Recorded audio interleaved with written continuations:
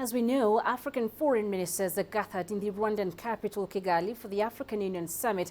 Among several issues they've been discussing is the flare-up of violence in South Sudan. Let's get you more now out of Kigali. And our Jen Kea joins us live from the capital city of Rwanda, that's Kigali. Jen, we're getting mixed reports on whether Machar has left Juba. How concerned are delegates at the summit?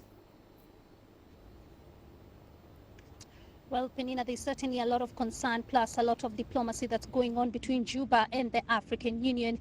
As you are aware, the special envoy for South Sudan, that's former Malian President Alpha Conare, plus JMEC Chair Festus Mungai are already in Juba. They arrived there this afternoon. Of course, they met with President Salva Kiir, but were unable to meet with Riek Machar, who is already out of the capital, Juba. He's gone to an undisclosed location, but we understand they were able to meet with some of his ministers. We are told that first and foremost, they're pushing for the restoration of peace and stability. They want these two parties, President Kiir and Riek Machar, to respect that compromise agreement that they signed last August, plus the cessation of hostilities agreement. Here in Kigali, of course, meetings have been going on over the last 2 days, like you mentioned there, with the Executive Council. These are the foreign affairs ministers from the continent. But really, nothing may be forthcoming here in Kigali until, of course, that special session, the extraordinary IGAD Heads of State Summit, is held on Saturday. And we understand that the UN Secretary General Ban Ki-moon will actually be arriving in Kigali tomorrow.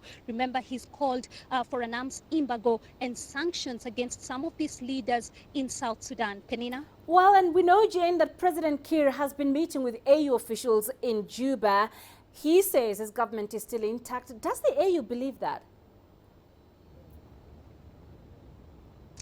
Well, not really, Penina, and the fact that we've got this Heads of State Summit this weekend goes to show that there's certainly a lot of concern on the continent about the situation in South Sudan. And just yesterday, we had what was perhaps the strongest statement yet from the African Union chairperson, Dlamini Zuma, yesterday said that as a continent, they can no longer tolerate a leadership that respects and protects the lives of its citizens. And this just goes to show, Penina, that people here are getting weary, they're getting exhausted with the situation in South Sudan, and perhaps they want the issue resolved once and for all. Now, that summit on Saturday will actually be discussing most importantly, that military intervention through that special brigade that has been suggested by the IGAD foreign affairs ministers. Now, the heads of state will be talking about the contributing countries that will be contributing these troops, plus the timelines, plus the mandate of the UN mission in South Sudan. And as you are aware, we're already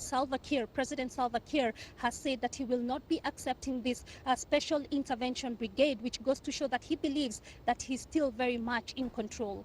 All right, so let's shift our focus now to the summit itself. Jane, can you talk us through the highlights of meetings today?